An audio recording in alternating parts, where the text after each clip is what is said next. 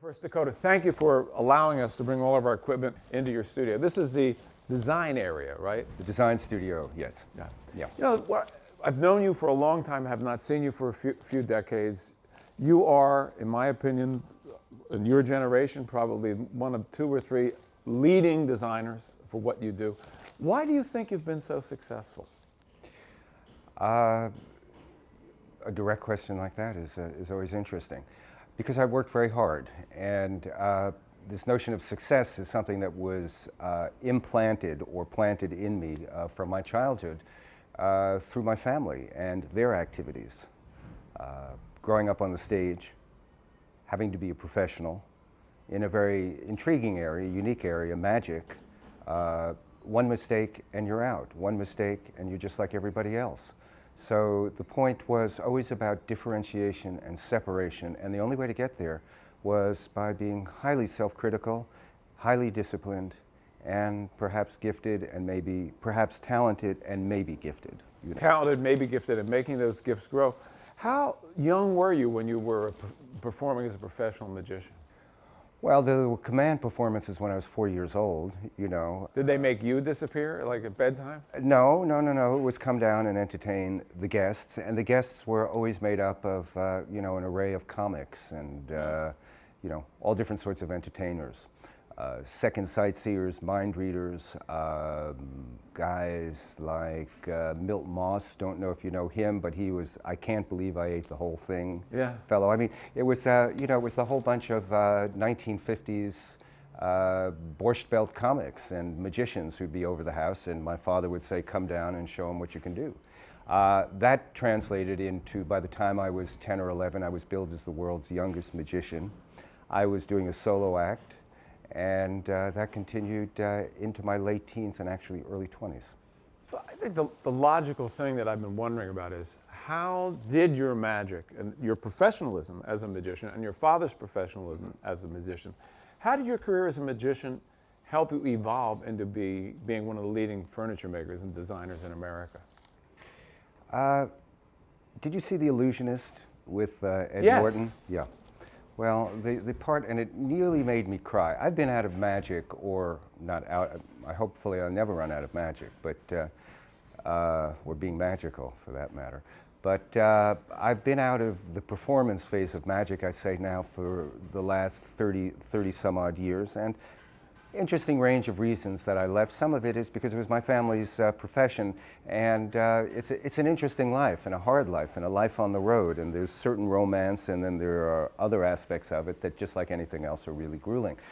But having seen that film and Ed Norton sitting in his workshop, and we have this back door into that other aspect of magic. Magic is about the illusion of spontaneity, that what you see happening happens at that moment with no preparation, springing out of nowhere. It's about infinite possibility, and interestingly, it's about the illusion of normalcy, or some version of normalcy, that the situation as it's presented to you is one where all things appear to be, are what they appear to be. Now, obviously, it's never the case in magic. Magicians, by and large, are liars. So the fact that I was born into a family of magicians, I guess that makes me a born liar. But no, that's not true. So the point was that my disconnection from magic for many, many years, seeing this film, seeing Ed Norton in his studio actually making something. Ed Norton, my father, on his business card, it said thaumaturgist. And a thaumaturgist is a worker of wonders. My business card, when I was starting out, was a builder of wonders. And so I always had this vision of making objects that weren't necessarily immediately about magic. They were everyday objects. I mean, everyday objects is in terms of an executive desk or various other kinds of accoutrements of people who had specialized activities. Once again, with this illusion of normalcy. So like Ed Norton in that studio, there he was making objects that were all about his particular field, and that was getting up on stage. And I think that was the beginning for me, because as a teenager, all magicians are tinkerers. All magicians think that way. They think about mechanics, but the mechanics are hidden. Craft is hidden. The only thing you see is what's on stage. So for me, the segue was when I had an opportunity to move away from magic and exercise the creation of objects for other reasons, it came together and my track changed. So the commonality came from mechanical skills that you possessed in order to make your own effects, make your own illusions, make your own contraptions, so to speak? Yeah. I didn't realize it at the time because it was really a function. That kind of activity was a function of the end product. The end product was getting up on stage, and on stage, the importance of those objects would diminish because what you were really doing is creating a larger illusion, a larger experience. So these objects were part of a larger experience. The switch came to the fact that these objects, as a designer of other sorts of things in my early 20s, became the experience. Those were the experience. So I became that builder of wonders. How do you want people, you manufacture a lot of beautiful, one-of-a-kind pieces. How do you want people to experience your furniture, your designs? You know, there's two aspects. I'm intrigued with a desk. Early pieces had names like New Wonders of the World, Furniture's Deadly Weapons, the B-1 desk, the F-111 desk. I built the B-1 desk when Carter was trying to get the bill through Congress to build the jet plane, and he couldn't, and I figured I would build a desk that would have the same types of features as the desk, these arm elements that could move sort of mid-flight, this idea that you could change activities with really minimal effort, and the desk in the end it was as if all the surfaces suddenly were empty and clean. So one side was that fascination, that you would create something that would immediately have this wonder, that would have a sense of importance, that the person who was sitting behind this object, because it was his, because he owned it, it was a kind of, it gave him a larger sense of power. The notion that the business executive was the contemporary manifestation. Of course, this is all tongue-in-cheek. This is late 60s going into the 70s. You know, we had a view at that time of what people in power were about. But this idea, nevertheless, coming out of magic, that the corporate executive was the contemporary manifestation of the magician in terms of his portrayal of power. Big, long sentence. So these objects had a great deal of importance. These objects were kind of, early ones could be kind of threatening in that way. Then on the other side, I'm intrigued with a library chair, something that's as simple and as innocuous, not innocuous, but that its function is to sit. The pleasure for me is seeing it in hundreds of libraries around the world, public, private, educational libraries, and the fact that people just sit, and it creates a certain landscape. So I've moved, and I've always had intrigue in both. This notion of working for the public and then the personal aspect. Each person sits in a chair. Each person has a personal relationship with that object. And over a period of time, it becomes part of your experience of that location and your experience of that activity. On the colossal side, once again, coming out of magic, it was, you know, how do you build something that's like sawing a woman in half? How do you build a box that a tiger suddenly appears in? The tiger being the business executive, the cage being this magnificent desk that's both intimidating and fascinating. Absolutely fascinating. Now, how about this as a question? People get a home, a second home, or they get married, they're moving in a new house, and they have blank walls, they have no furniture. What should people be looking for when they're actually putting together their own home? They're not hiring a designer, they want to do it on their own. What kind of experience should they say we want to have in this living room, this dining room, this bedroom, when they choose their furniture? Well, may I quote Proust? I always like a good quote by Proust. Well, I'll have to paraphrase it unless I can. It's a wonderful book, a lesser-known book called Jean Santoy, and there's one chapter that's 3 pages long that I think for me is my credo, my manifesto, my mantra. And it loosely explains that gathered around any individual or a given family were the instruments of its pleasures and the symbols of its period. And that within that space, one could tell the history of that family, because in many cases the furniture was handed down from generation to generation, and that perhaps the very delicate arm of a particular chair once held in kind the delicate arm of a particular ancestor. Now, that's not possible to do in terms of, you know, do we all have that ability? Do we all have that, that great aunt or that grandmother who had, you know, just the perfect chair? But this idea of accumulation, I don't believe that a space should be done immediately. I think that one accumulates objects, and those you have a personal relationship. The personal relationship is you like it. Many people hire decorators, and it depends, or interior designers, really the same thing, or architects, and people of means. And their job, if you're not careful, is to just simply put something together to kind of create an image of you. I believe that an individual should be much more selective in terms of the objects that they pick, the pieces that they choose. I think you start off with a basic group, and then as years go by, you change, it evolves, it evolves. As your means change, I guess then you can come into my typical realm, which is the upper echelons, the upper reaches of what fine furniture would be. I want to go back to the experiential thing. If somebody walks into a Four Seasons hotel, Right. where, say, the lobby or Right. part of their hotel has your furniture, or the Nike World headquarters, is there a sense of how you want them to feel just as they look at it, or is it more a case of how you want them to feel when they're occupying an object?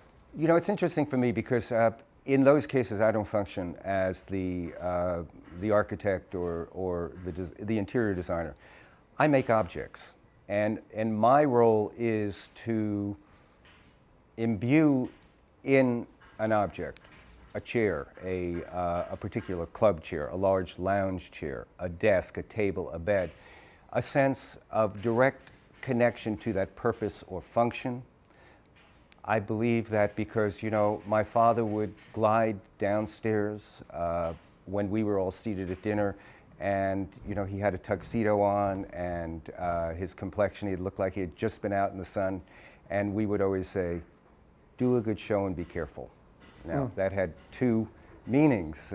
One was he was a magician, be careful, and the other was just be careful, like the rest of us. So I think that notion of do a good show and be careful, and that idea of a kind of a really dapper, elegant man, sort of along the lines of a Fred Astaire, is an element that's in my furniture. My furniture is about choreography. My furniture is about movement. My furniture is about the sense that you approach it. And as a designer, I'm structuring the way you approach it, the way your eye moves across it. What happens when you sit down? What happens once you sit down? In fact, sitting down to me is like wine tasting. I do sittings like people do wine tastings, and then I proclaim, this is a good chair. So I'm interested in this process that happens. It's almost like a procession. It's almost in a dance. It goes beyond that, or it begins before that, when your hand draws a line across the page. You're already setting into motion. That line to me, because this is what I do, I can hear music and experience form.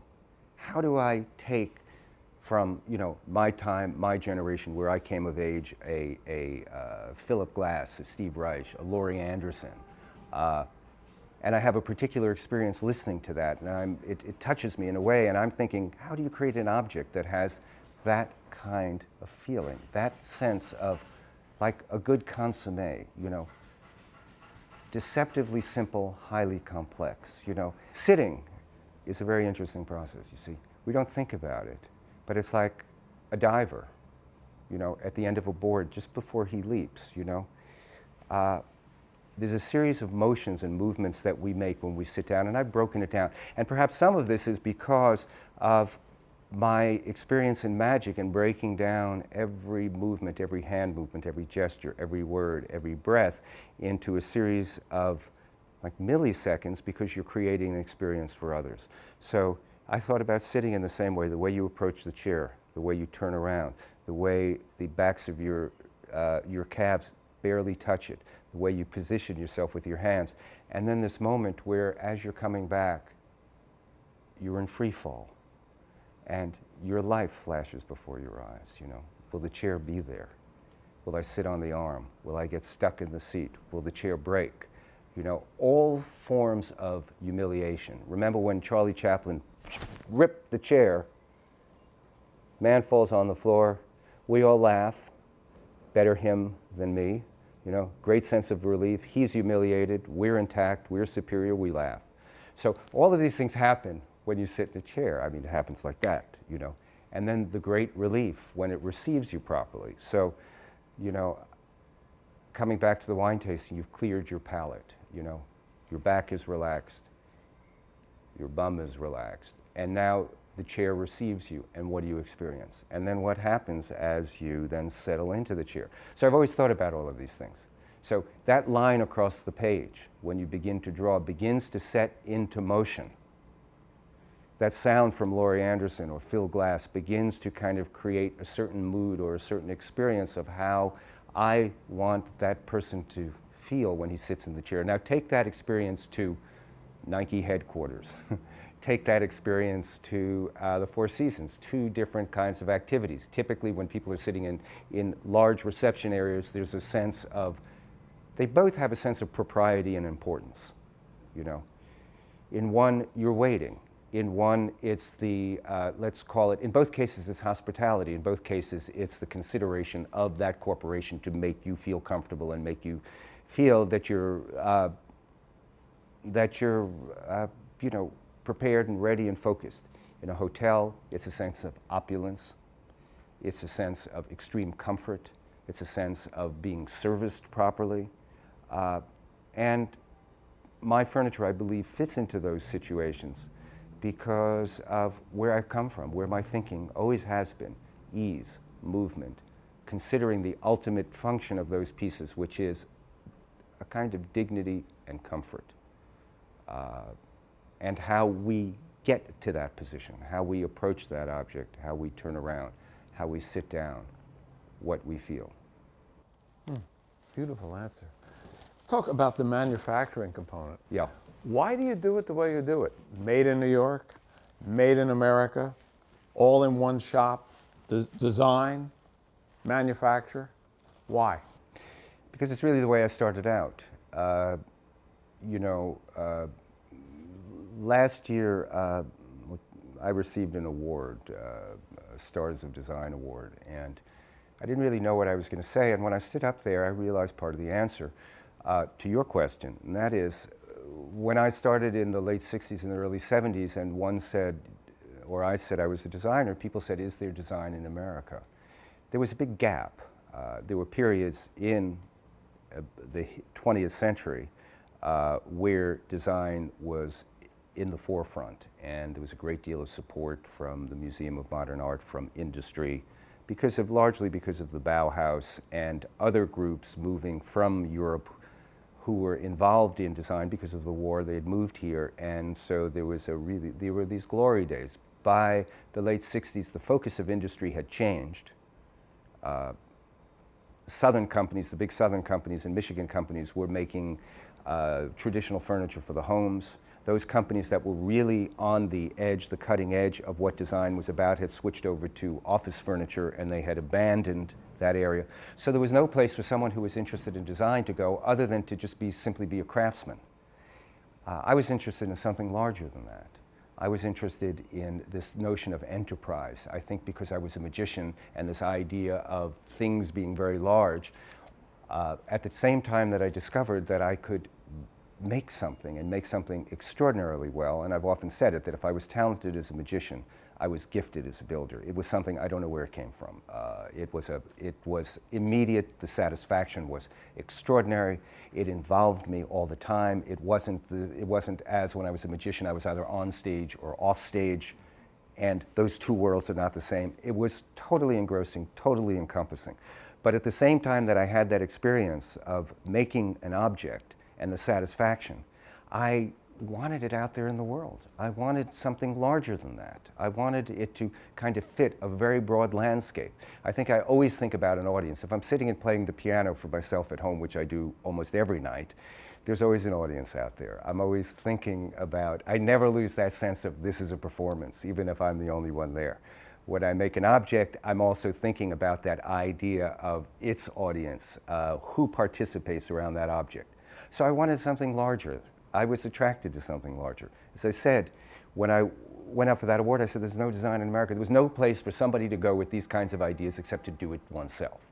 So I believe my other talent was in, first, understanding how to make things, two, making things that people wanted, making things that people really wanted, that were special, and there was that combination of magic and furniture coming together.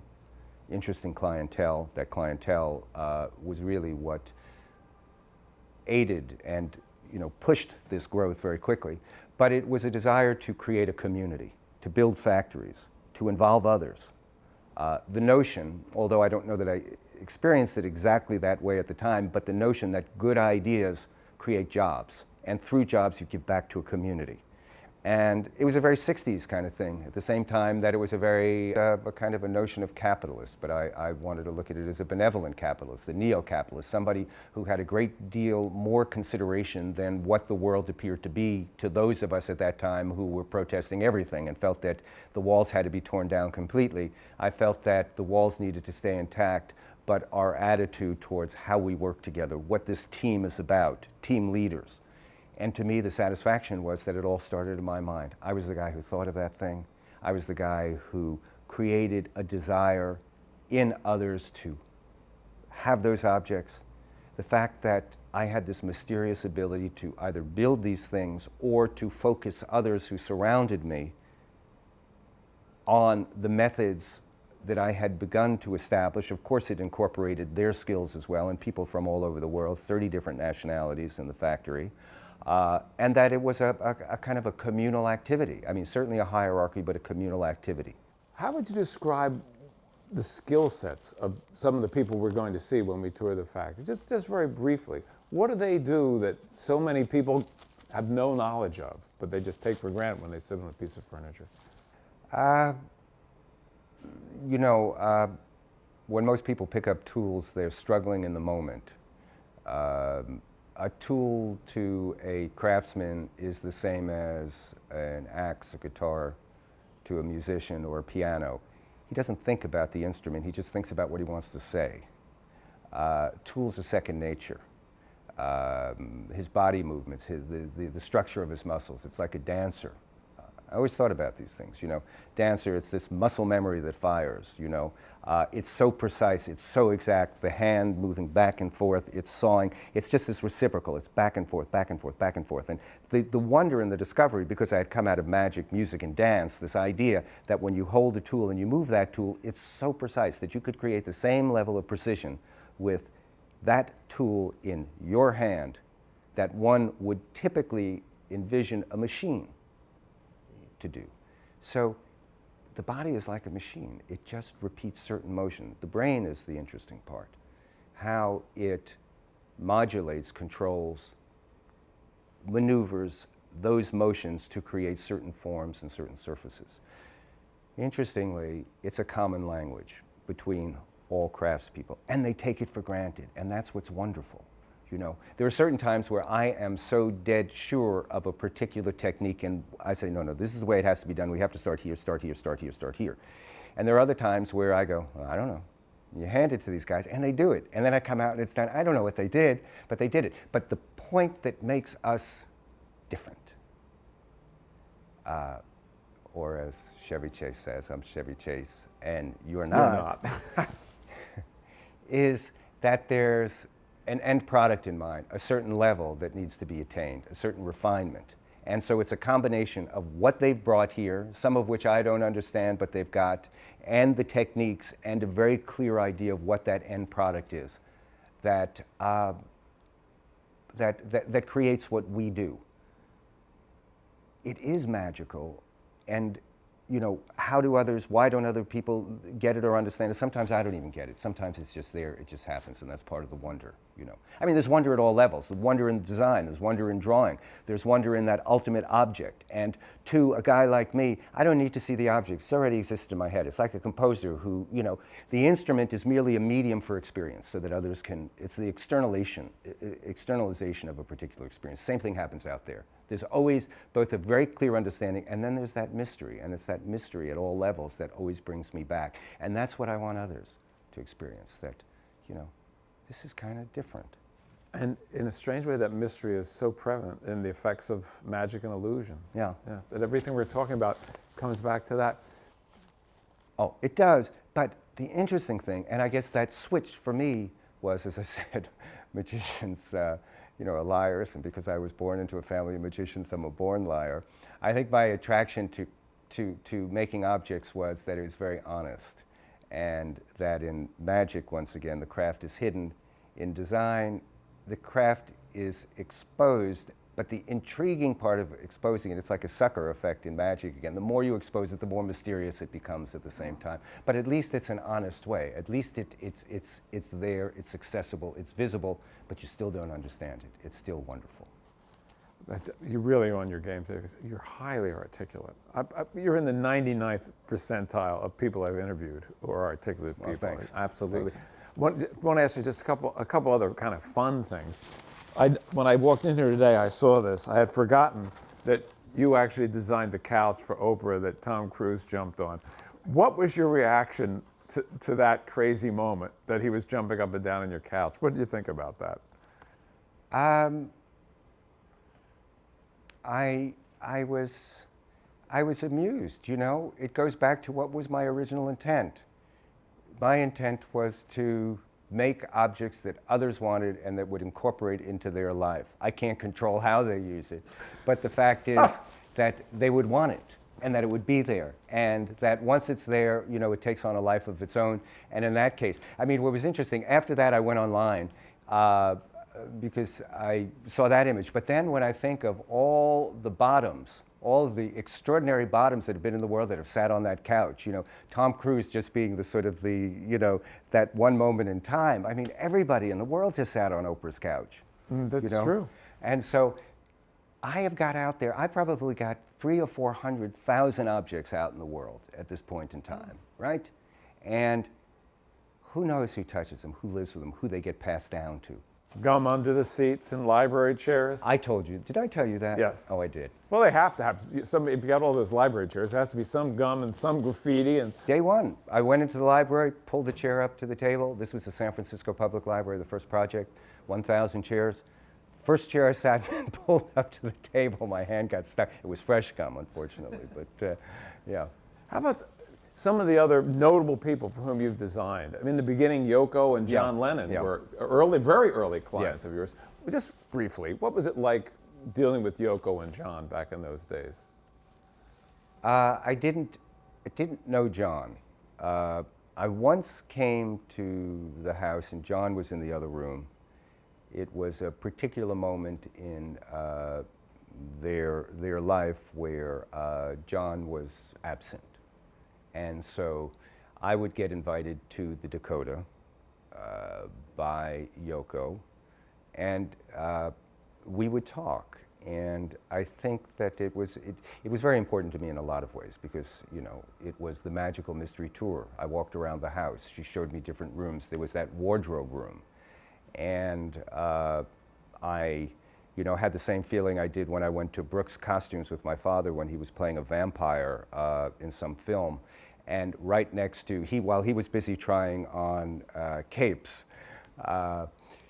there were the, you know, the Sharks and the Jets costumes, their jackets from the theater production of West Side Story. And you put that on or you touch it and it brings you into a certain world. To open the door onto the magical mystery tour was just absolutely extraordinary. There were those costumes. There was Sgt. Pepper costumes. There was the white piano, and I could sit and play the white piano. And so, you know, and this was the first piece. This was the transitional piece for me. I had been making magic illusions and building absolutely anything I could. I just was serving an apprenticeship to myself. Anything that anybody would ask me to build, I would build. There were a lot of very strange things I built, but if you wanted a kitchen table, I just wanted the experience of building a table. That's how it all started, from just literally serving needs like that. How about just some of the other clients I've read about? Michael Jordan, any direct dealings with? No direct dealings, but once again, I think these objects communicate to people who have means. You know, those are the kinds of people that are going to feel comfortable going into showrooms like mine where the work is represented. There's a sense of ease, there's a sense of purpose, there's a sense of exclusivity. there are connections that are made. And so I think naturally it's going to attract first those who have those means and sense of entitlement that's earned, an earned entitlement in most cases. Yeah. It's funny, there was once a woman who came in and she was about 27, 28 years old, and she married into a great deal of wealth, and here was a girl who had that other sense of entitlement. And I said to her, she was talking about this house and that house, and I said, well, it sounds like you've got just about everything. She said, yeah. I said, well, come back in a couple of years. You're not ready. And they still bought, but I still felt that need to say, it's too soon. These things I work too hard on these things. This is not, on one hand, people think about them as excess. I don't think about it as excess. I think about it, there are men who do incredible things if you charge them with the responsibility of doing it, if you give them that task to make incredible things. I don't want them to be taken for granted. And I think when a guy, like Michael Jordan or Diane von Furstenberg or Lorne Michaels or Seinfeld or Quincy Jones or I don't know, I don't know all the people. I think they respond to it because they have surrounded themselves with objects that they feel a connection to. So there's always a satisfaction in that. I actually have one last question. For the person who may be watching now, who feels they have a talent, similar to you had this amazing talent that you discovered as a builder, what do you say to somebody who really wants to stop one thing and reinvent themselves? What do they need to draw upon on a daily basis to try to move themselves forward? Is this one of those inspiration kind of? Yeah. What would you say to somebody, who's... How old are they? Say they're 45 years old. They just got downsized. All their life they've been thinking, I know I could be an X. I know I could be a wine grower. I know I could be a person on the radio. I know I could be a designer, something like that. Well, you really want an honest answer? Yeah. I don't know. That's an honest answer. No, well, because I think that there are so many risks involved in, there are several different ingredients. One is talent, extraordinary talent. The next is discipline. Discipline has two meanings. Discipline is a particular field that you choose, and discipline is the ability to go about it in a very programmatic and focused way. But then there's that thing that's always in the pit of your stomach that never goes away, and that's risk. And the next collection, success, failure, solving problems on a day-to-day basis. Those things loom so large in the ability to stay focused and on track with what the basic thrust and